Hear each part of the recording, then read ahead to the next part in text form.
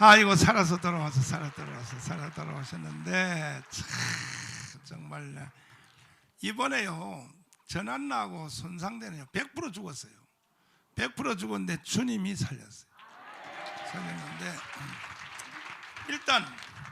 일단 그 상거대한 어제 나한테 간증한 거 있잖아요. 그래서 이제 코로나가 왔죠. 먼저 인사부터 좀 드리겠습니다. 인사부터 하고 아이고, 이 사회 보려고 올라섰던 기분하고 지금은 사실 떨립니다. 그렇지 맞아. 사실 삶과 죽음의 차이가 하루가 아닌 반나절 아닌 30분 내에도 결정이 될 수 있다는 거 체험을 했던 사람으로서 저를 이렇게 세워서 여기까지 인도하신 하나님께 먼저 감사를 드리고요.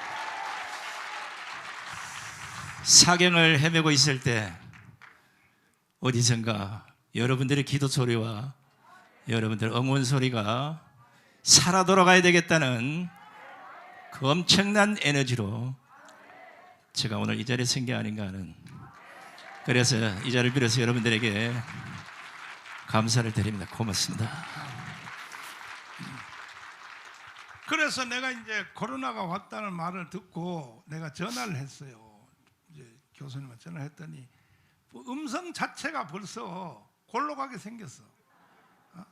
귀찮다 갈락갈락 그래서 내가 난리를 쳤어요. 빨리 병원으로 가고, 아니 병원에서 안 봐주는데 하도 사람들이 환자가 많아서 빨리 일반 택시 타고 서울대 그 의과대학 그 서울대 병원으로 그냥 응급실로 몰고 들어가라고. 몰고 들어가면 응급실에 법상 못 쫓아내게 돼 있어. 자기 병원에 온 사람은 대책을 세우게 돼 있으니까 빨리 하라고 내가 막 여기 비서한테도 막 소리를 치고 난리를 쳤더니, 그래서 이제 서울대 병원에 갔어. 이제 가니까 서울대 병원은 포화 상태지. 사람들이 다 있으니까. 그래서 응급 조치하고 인천병원으로 이제 다시 이송을 해서 살았는데, 완전히 이제 사실은 거의 이제 갔거든요. 거의 생명을 포기할 단계인데 이 영적 체험이 일어난 거야. 자, 거기에 대해서 말씀 한번 해주시고. 사실 제가 그 정가훈 목사님 알고 난 이후에 개인적인 연락이나 뭐 이런 것들이 좀 뭐 신뢰가 되고, 가시는 길에 제가 쓸데없는 이 뭐 피해를 끼칠 것 같아서 한 번도 전화를 해보거나 개인적 통화를 해본 사실이 없습니다. 뭐 사람들이 친한데 뭐 충분히 할 수 있지 않겠나 이러는데 해본 적이 없어요. 제가 쓰러지고 사경을 헤맬 때 전화를 하셨다고 하더라고요. 나중에 들었어요. 그래서 저희 그 준피도 보고 빨리 차에 태워서 병원으로 가라. 전화도 안 하시지만 저도 안 했는데 어떻게 알고 전화를 하시고, 저는 뭐 전화를 받을 상황이고, 그래서 갔더니 서울대병원만 아니고 뭐 이 병원 저 병원 어디를 가도 엄합 병실이 없어서 중증 환자들은 들어갈 수 없는 상황이 됐습니다. 그래서 119를 타고 곳곳을 헤매다가 한나절 반을 119 차 안에서 왔다 갔다 하는, 뭐 제가 죄송합니다만은 생명이 끊어질 수도 있고 안 끊어질 수도 있는, 재수 없으면 황천길 가는 거고 재수 좋으면 살아나는 거고, 하나님이 구해주시면 분명히 살아날 것이고, 믿음이 약한 저에게 하나님이 버리신다면 결국 저도 세상을 가져갈 수밖에 없지 않겠느냐. 그리고 정신을 잃었습니다. 아무도 모르는 상황에 119 차가 어디로 간지도 모르고 깨워서 눈을 떠보니까, 우리 보통 이 TV 보면 엄합병실에 들어가면 이렇게 무슨 보자기 뒤집어 씌워가지고 들어가는데, 저는 뭐 혼자만 이렇게 태우는 이상한 데 태워가지고 병원을 갔습니다. 중증 환자는 보통 한 4명 정도가 한 방에 같이 있는데 저는 1인실로 올라갔고, 온몸에 숱한 바늘을 꽂고 산소호흡기를 꽂고 뭐 할 수 있는 조치는 다 한 것 같습니다. 그때까지만 해도 숨을 못 쉬어서 이상하게 날숨은 되는데 덜숨이 안 되는 거예요. 심장은 쪼그라들고 말을 할 수 없는 정도까지 이르렀고, 결국은 병실에 주사를 꼽은 채로 깊은 잠에 빠졌습니다. 잤는지 아니면 정신을 잃은 상태로 그 상태로 있었던지는 잘 모르겠습니다만은 모르겠습니다. 앞으로 살아가면서 이런 체험을 또 할지는 모르겠지만 제가 여기 계시는 분들에게 아마 제가 제일 믿음이 약한 사람으로 저는 저 스스로를 회개하고 있습니다. 아마 기분이 이랬어요. 미지근한 따뜻한 목욕탕에 발을 담그고 서서히 빠져들어가서 거기에 푹 젖어 들어가는 그런 느낌으로 꿈을 꾸듯이 시간이 한참 지났습니다. 꿈인지 현실인지 현몽인지 아니면 하나님이 가시는 길을 지금 보고 계시는지는 모르겠습니다만은 제가 어느 비탈진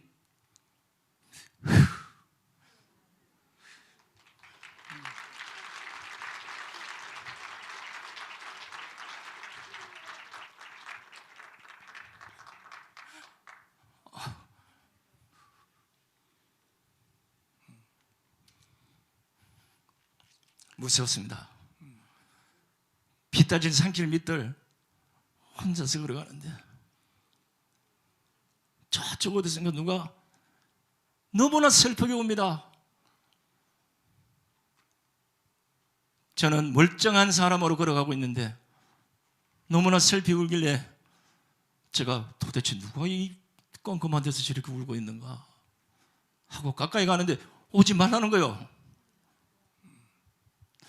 그래도 너무 궁금한 나머지 끝까지 갔습니다. 가서 보니까 앉아 울고 계신 분이 정강훈 목사님이에요.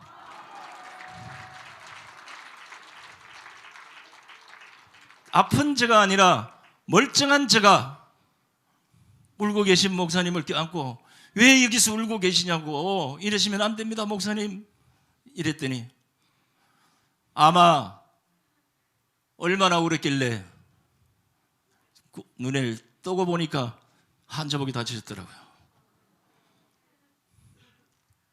겁이 났습니다. 야, 이게 무슨 일인지 처음 경험해본 일이고 내가 방금 전에 황천길로 가다가 되돌아온 게 아닌가 맞아.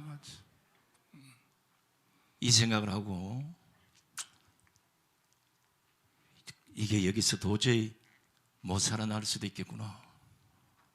아니 내가 이러면 안 되는데 강화문 광장 가서 아직도 목소리 지를 일이 수탁이 남아있는데 이거 아닌데 그래서 혼자서 솔직한 말로 해봤습니다. 다행히 목소리는 변하지 않았다는 거. 하나님께서 아직도 목소리는 써야 되겠다고 남겨두신 거고요. 근데 의사가 올라와서 폐가 너무나 많이 망가져서 아마 엄청난 시간을 병원에서 보내야 될 것 같습니다. 그래도 살아야 되겠다는 이 욕심, 내가 분명히 살아서 이 병원에 나가야 된다. 그 악을 쓰고 솔직히 뭐 그렇게 자주 해보던 기도는 아닙니다만은 간절히 하나님께 살려주십시오. 제발 살아 돌아가서 강화문에서 정강훈 목사님은 같이 이 대한민국을 구하겠다라고 좀 제발 좀 살려주십시오. 그런데 이상한 일이 또 벌어졌습니다. 병원에 입원해서 깨어나기 전까지 밥 한 숟가락 죽 한 숟가락 물 한 모금 못 먹었던 제가 아침 밥상에 들어오는데 밥 냄새가 너무나 좋은 거예요. 하나님 고침. 야, 저 밥을 먹을 수 있겠는가? 뭐 보시는 하지만 뭐 허접한 밥이 하지만 뚜껑을 열고 첫 숟가락을 떴는데 어머나 밥이 꿀맛인 거예요. 모래알이나 유리알 같았던 쌀이 김치가 세상에 이보다 더 맛있을 수가 없었습니다. 밥 한 톨, 쌀 한 톨 남기지 않고 모두 먹어치웠습니다. 그 전까지는 진짜입니다. 물 한 모금도 못 마셨어요. 너무 쓰고 그거 넘기기가 너무 불편했어요. 다행히 하나님께서 잘 돌아오지 않는다는 후각과 미각까지 되돌려 주셨어. 저녁까지 잘 먹고 1인실에 평생 있어야 될 이 몸이 의사도 놀라듯이 다음날 4인실로 다시 내려옵니다. 의사가 아니 당신은 어떻게 무엇 때문에 그렇게 살려고 발부등을 치는지 환자들 중에 처음 봤다는 거예요. 저는 기억이 없습니다. 그냥 누워서 어떻게 했는지 모르겠는데 의사 선생님 그랬어요. 제가 모두가 의사 선생님께서 진짜 극진히 치료해 주시고 이래서 나온 결과가 아니겠습니까? 이랬더니 당신이 살고자 하는 그것이 너무나 컸길래 아마 이런 빠른 치료 속도가 있지 않느냐 이렇게 말씀하시더라고요. 자, 여기까지 끝났으면 좋을 텐데 좀 이 얘기를 해야 되나 말아야 되나 하다가 고민도 많이 하고 겁도 났어요. 이런 얘기 또 잘못해서 또 뭐 이상한 뭐 저런 오해에 시달릴까. 그래서 제가 사실은 뭐 찬송가를 뭐 교회 와서 부르고 뭐 평소 이제 어쩌다가 이제 가끔 부르고 이러지만 병실에 누워서 찬송가를 부른다는 건 뭐 생각도 못 해봤습니다. 4인실로 내려와서 그날 저녁에 잠을 자고 진짜 편해졌어요. 일어났는데 옆에 계시는 그 분이 시각장애인인데 저보고 아침에 이러더라고요. 아니 무슨 찬송가를 얼마나 좋아하시면 누워 자면서도 찬송가를 부르십니까? 그러더라고요. 그래서 제가 무슨 찬송가를 불렀습니까? 그러니까 아니 찬송가를 계속 헝글헝글. 사실 이제 그 안에서 다중 환자들이니까 뭐 시끄럽고 이런 거 싫어하는 사람도 있을 수 있잖아요, 그죠? 저는 몰랐습니다. 근데 아침에 일어나니까 아닌가 다르게 밥을 먹을 때나 앉아 있을 때나 누워 있을 때나 어을 때마다 찬송가 280장 딱 그 찬송가만 계속 입에서 나오는 거예요. 전부였지없어서 손 들고 옵니다. 가만히 있어도 또 나오고 가만히 있어도 또 나오고 가만히 있어도. 이건 또 무슨 그 찬송가가 또 나오려면 뭐 여러 개가 있는데 왜 280장만 이렇게 부르도록 하는가 고민을 했습니다. 이거 뭔가는 나에게 좋은 기운이 오고 있구나.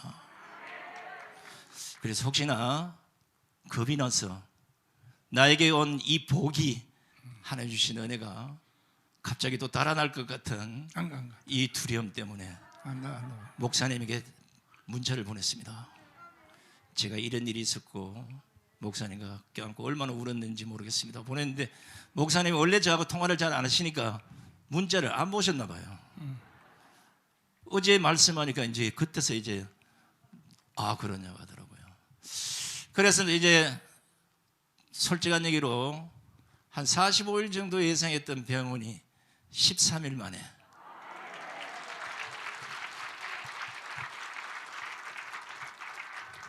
퇴원을 하게 됐는데 선물이 하나 또 있었습니다. 제가 크리스마스 이브나 크리스마스 때나 아니면 연말이라도 다시 내가 있던 곳으로 돌아가서 같이 찬송가 부르게 되면 얼마나 좋겠냐.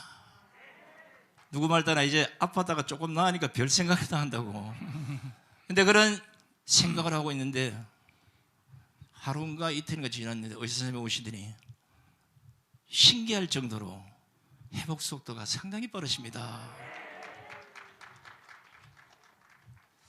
그래서 제가 도저히 안 돼서 너하라 그 이제 목사님 설교하는 거 그 안에서 뭐 TV가 없으니까 이제 난 못 듣게 이어폰 끼고 목사님 설교를 쭉 듣고 있는데 사실 제가 그 눈물을 잘 안 흘리는데 문재인 주기 전까지는 제가 절대 안 울겠다고 약속을 했는데 모르겠습니다. 뜨거운 눈물이 그렇게 계속 흘리면서 제가 정광 목사님을 다시 생각하게 됐습니다. 제가 정광 목사님 처음 뵙기 이전에 저도 똑같이 욕이나 하는 그리고 뭐 그냥 들리는 이런 낭설처럼 그런 분의 정광 목사님으로 생각을 했고 그 위에 만났어도 열심히 우리 김학성 교수님 아마 그 비슷한 말씀하신 것 같은데 정한 목사님에게 진실을 알아봐야 되겠다는 이 기자적 속성이 있어요. 그래서 쭉 지켜본 결과, 그리고 이번에 고통을 당해본 결과, 그리고 또 그 이후 설교를 이제 듣고 난 이후에 제 판단이 맞았다는 결론에 이르렀습니다. 가장 먼저 나라 사랑하는 애국심이 누구보다도 완벽하시고 출중하시고, 우리가 예수한국 복음 통일 다른 사람들은 어떻게 할지 잘 모르겠지만 그날이 오면 대한민국은 분명히 우리가 생각하는 그런 나라가 될 것이라는 확신했었습니다. 무엇보다가 오늘 또 설교 중에 그 말씀을 또 하시던데, 제가 정한 목사님 가장 믿었던 건 하나였습니다. 나라를 잃고 나서 그 나라를 찾겠다고 독립수산이 뭐니 목숨 버려갈 그런 시간이면 차라리 나라를 빼앗기지 않도록 지금 노력해서 나라를 찾아야 되지 않겠느냐. 그런데 오늘 이스라엘에, 아까 바벨론이 우리 노래도 들었습니다만, 그렇게 70년 세월을 그렇게 고통받고 다시 되도록 안들 뭐 하겠습니까? 있는 나라 제대로 지키는 게 맞다. 오늘 이제 이 설교를 들으면서 그래, 판단을 잘했구나. 내가 아무도 이렇게 아는 사람이 별로 없는 어떤 다른 교회 가서 혼자 울고 기도한들, 물론 뭐 거기다 장소나 뭐 관계 없다고는 좀 봐요. 그런데 나라 사랑하는 애국심이 출중한 성도들과 한껏 기운을 같이 하고 그걸 앞서 이끌고 가시는 지도자 우리 정한 목사님을 우리가 뒤에서 똑같은 생각으로 밀고 간다면 분명히 대한민국은 본래의 모습으로 돌아가리라 확신합니다.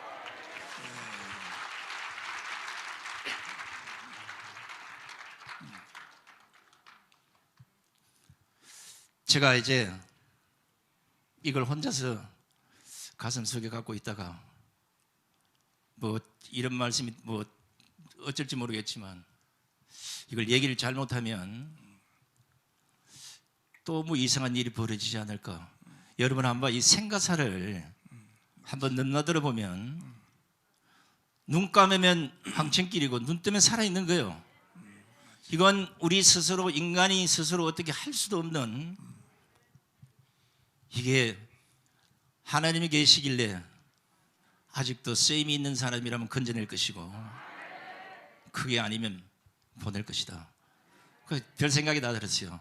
아니 나름은 그래도 뭐 정강 목사님과 함께 애국활동을 한다고 했는데 나라를 망치고 이 나라를 완전히 개판으로 만든 지금 문재인이나 이재명이나 다른 인간들은 왜 안 끌고 가는지 그런 기도를 하고 싶은 심정이었습니다. 그렇다고 뭐 미워한다고 될 일도 아니고요. 그래서 이걸 가슴속에 오래 두고 있으면 뭔가 병이 될 것 같은 느낌이 또 들었어요. 눈만 감으면 그날 그 장면이 자꾸만 떠올라서 안 되겠구나 해서 어제 저녁에 우리 국민대회 끝나고 제가 목사님 찾아뵙고 이런 상황이 계속 돌아오는데 겁이 납니다. 나는 그 현장을 꿈이든 뭐든 보았기 때문에 또다시 그럴 일이 자꾸 닥쳐올 것 같은 느낌. 아직 31일 날 이제 가서 마지막 이제 망가진 폐가 어느 정도까지 회복이 가능한지를 이제 판단을 받게 됩니다. 그날도 아마 하나님이 저에게 은혜를 베푸셔서 완치가 됐으면 좋겠지만 그렇게 될 거라고 확신합니다. 그래서 어제 목사님께서 제게 안수기도를 해주시면서 하나님이 너를 구하셨다. 맞습니다. 덤으로 얻은 인생이 아니라 이제 하나님께서 명령하신 그 일을 이행하는 그런 성도로서 또 목사님과 함께 대한민국 구하는 일에 앞장서겠습니다. 할렐루야. 감사합니다. 맞습니다. 하나님의 손길은 평소에 보다가 병원의 응급실에 가보면 실감 있게 느낄 수 있어요. 똑같은 조건에 들어왔는데도 한 사람은 간단 말이야. 근데 한 사람은 산단 말이야. 거기서 하나님의 그 손길이 아주 민감하게 움직인다는 것을 병원 가보면 알 수 있어요. 우리 송 교수님은 하나님이 직접 살리셨어요. 할렐루야. 앞으로 예수한국 복음통일에 앞장서 주시기를 바랍니다. 제가 진짜 그 생각을 해보니까 하나님이 뭐 큰 일도 뭐 있겠지만 큰 일은 이제 정원 목사님 하시고 우리에게는 작은 일도 하라 하심을 제가 느낀 게 하나 있어요. 자, 모두가 다 아파서 사경을 헤매고 손가락도 까딱거리기 싫은 그 병실에 이렇게 4명이 누워 있는데 그 4명 중에 하필이면 시각장애인 79살 되신 분이 저 옆자리에 오셨다고요. 자, 이분은 앞도 안 보이지, 중증 환자지. 그런데 저도 만약에 깨어나지 못해서 그 상태로 있으면 아마 그것도 못 도와드릴 텐데 깨어나 앉아 있으면서 그분을 보니까 내가 저분을 도와드려야 되겠구나. 그래서 화장실 갈 때도 이렇게 같이 해주시고 밥 먹고 나면 그 밥그릇 다 덮어서 이렇게 다 하시고 뭐 이렇게 했는데 뿌듯했습니다. 그 작은 공간 안에서도 하나님이 시킨 대로 그런 남에게 사랑을 베풀 수 있다는 거, 그걸 직접 체험하고 돌아왔습니다. 감사합니다. 네, 고맙습니다. 큰일 하시길 바랍니다. 오랜만에 올라왔는데 성대는 멀쩡한지 한번 보고 내려가겠습니다. 괜찮겠습니까? 할렐루야! 됐어. 살았어. 괜찮습니다. 싱싱해. 감사합니다. 체중은 10kg 빠졌는데 소리는 더 세지거든.